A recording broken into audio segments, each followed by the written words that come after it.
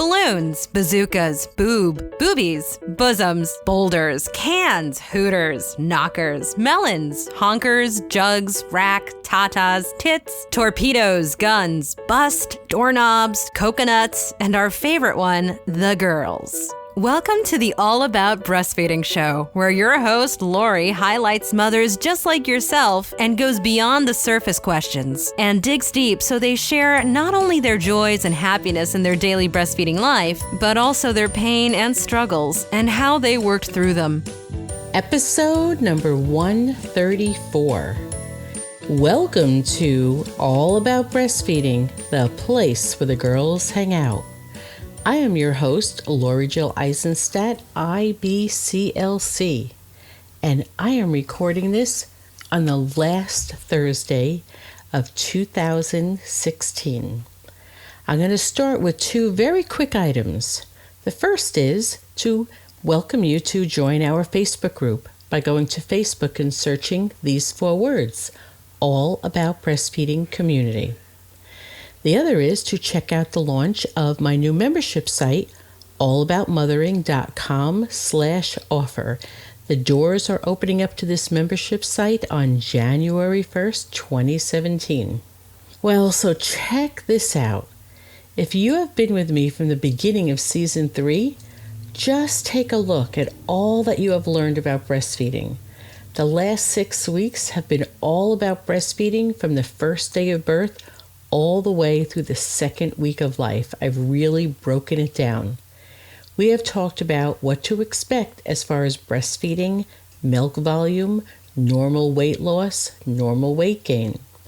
I have given you some really great information on preventing painful breastfeeding, recognizing engorgement, and what to do about it if it does happen to you. Lots of good information last week on what to do if your baby is not breastfeeding well.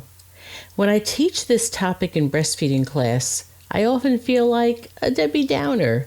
We're all expecting breastfeeding to come fairly easy.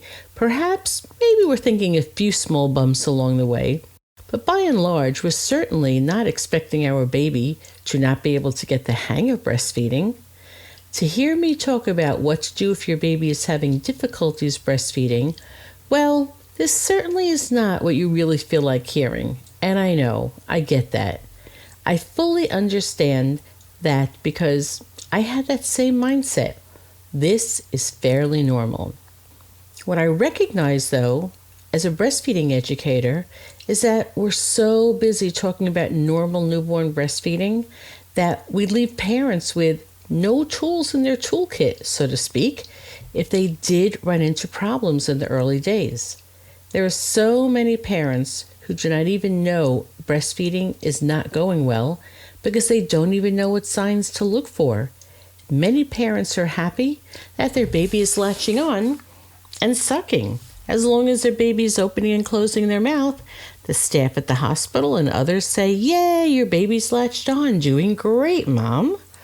It is not until that first pediatric appointment that you realize that your baby was just kind of hanging out at the breast, doing some sucking, but not really transferring milk. If you have figured out that your baby is not breastfeeding well, now what do you do? No one told you what you need to know. The frustration level for parents in this state is quite high as they realize that all the information they learned in class is not helping them at the moment. I have a strong desire for you to be partners in your baby's health care, and knowing what to do in this situation helps to empower you in a situation where you may feel like you have little to no control. You have learned so much in the last 12 weeks about normal newborn breastfeeding behavior that you are soon going to be an expert in this all yourself. From listening to the shows, you now know how to tell if your baby is breastfeeding well. You now know what the signs to look for are, how it's supposed to feel for you, and how your baby will typically respond. I have received so many emails and posts in the Facebook group from moms telling me how helpful the shows were in helping them get off to a great start with breastfeeding. The knowledge they gained helped them to assess how breastfeeding was going, which is a huge goal of mine. This may sound crazy to you. However, when I hear stories like this, I just know that I'm in the right place and doing exactly what I'm supposed to be doing. My goal in the last 12 weeks has literally been to get you ready for the first 2 weeks of breastfeeding. And it's crazy when you think 12 weeks of getting ready for the first 2 of breastfeeding. But as you listen to the show, you realize there's so much good information to know. This audio format is great for people who are not a fan of reading. This is a great series for you to share with partners who may be interested in breastfeeding, but maybe they lack the patience or interest to read about it, and they had really no interest in attending a class or couldn't attend a class. There are people in your life who can really benefit from all this great breastfeeding information. Be a great friend or coworker, and be sure to send them links to subscribe to the show. The last topic in this series just brings it all home. Your baby is now 2 weeks old. How do you know that breastfeeding is going well? Once again, you can go to the show notes page, and I have a great handout that you can use and you can access, which has all this information written down in a format that you can download, and you can print it out, hang it on your fridge, or put it in a handy place. By the end of the 2-week mark, your baby should have been gradually gaining back any weight loss from the first 4 days, and they should be pretty close to or back to birth weight at 2 weeks old.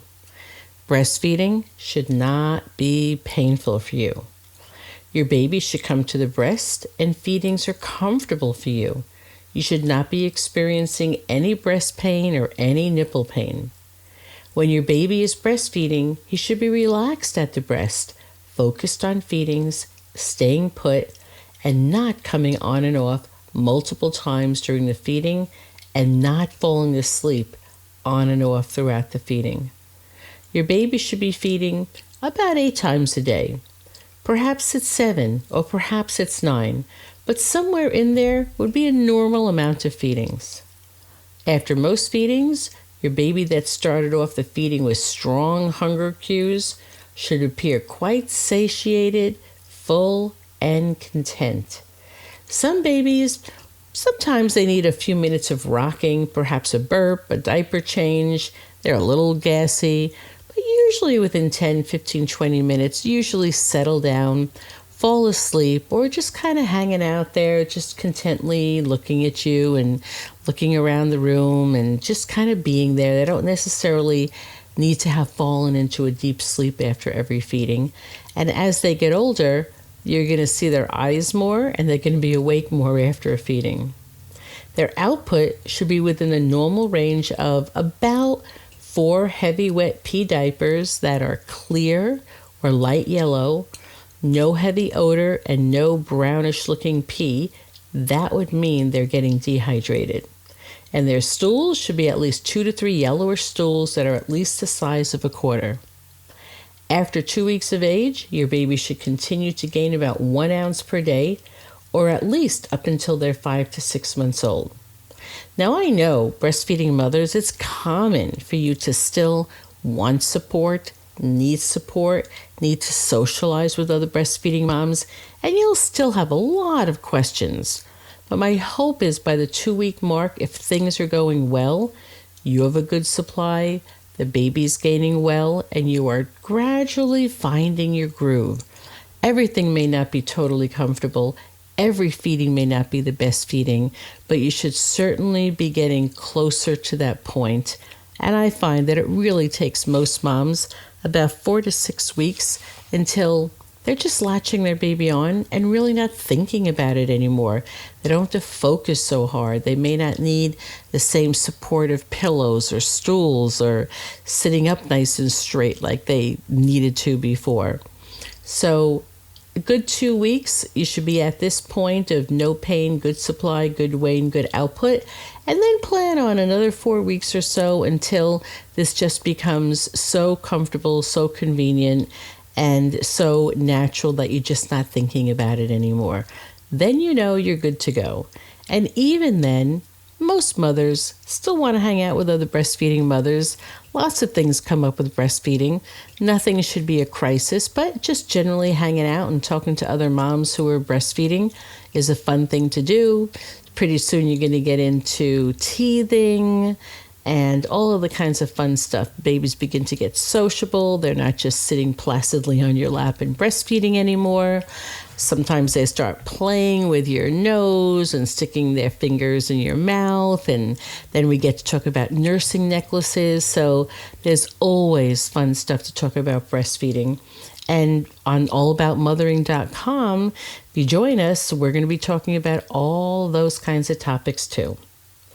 We have now come to the end of season 3, which has been chock full of interesting information and tons of education. What Monday interviews have stood out for you? Do you have a favorite? What shows this season have been your favorite? I am happy to be closing out this 12-week series today and bring you full circle. Hosting this show has been a labor of love. I am not shy, though, about asking you to tell me how you feel about the season. There are many ways for you to let me know. All you need to do is go to allaboutbreastfeeding.biz and you will find the Contact Me page. Send me a message there. You will also find a link on the side of the page where you can leave me a 90-second voicemail. Go ahead and do that. You can also go into iTunes, subscribe to the show, and leave a rating and review. Well, I do have to say that is the best way to give me high fives about the season because I will see it and so will others. You all know how we love to read reviews. Honesty counts. If there's something you're not thrilled about, just tell me why. If you love the show, tell me what keeps you listening. All About Breastfeeding will be back with you on Monday, January 2nd, with the beginning of Season 3 and the launching of All About Mothering. If you are new to this podcast or have not heard me talk about All About Mothering, all you need to do is go to allaboutmothering.com/offer. I looked around for a quote, a special quote that I thought I would leave you with for the new year. It turns out there are actually so many great ones.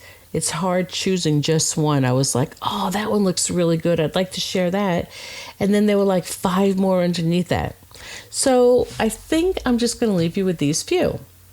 There is a mom, and she's just kind of leaning against the wall and looking into the mirror. And she says, I don't call them New Year's resolutions. I prefer the term casual promises to myself that I'm under no legal obligation to fulfill. I like that one. Then there's another one, and it has these words on a chalkboard. Have hope. Try new things. Be active. See the good. Say, I love you more. Challenge yourself. Choose to be happy. Eat better. Enjoy today. Forgive more readily. Read more often. Become your best you. And then there is the one that I like the best, as it feels quite attainable. I am choosing one word, just one word, that will guide me with everything I do this year, particularly when I am in a state of indecision. It is a simple word, and it is one letter, literally. And when I ask myself this question, it will help me get further to the answer.